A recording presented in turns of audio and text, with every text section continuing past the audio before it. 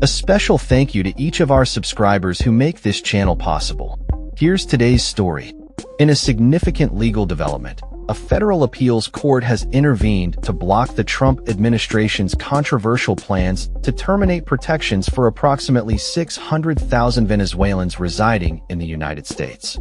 On Friday, the Ninth U.S. Circuit Court of Appeals in California upheld a previous ruling that maintained the Temporary Protected Status, TPS, for these individuals as legal proceedings continue.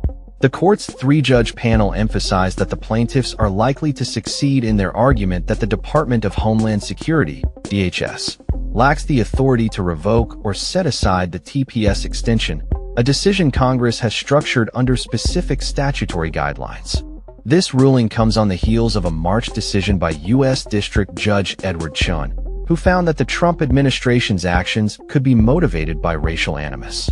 Judge Chun had previously ordered a freeze on the terminations, a decision that was briefly overturned by the Supreme Court without detailed explanation.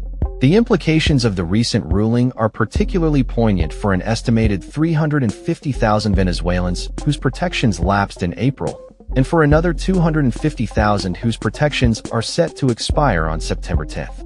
The TPS program was established under the Immigration Act of 1990, designed to provide legal status to individuals fleeing dire conditions in their home countries, including civil strife and environmental disasters.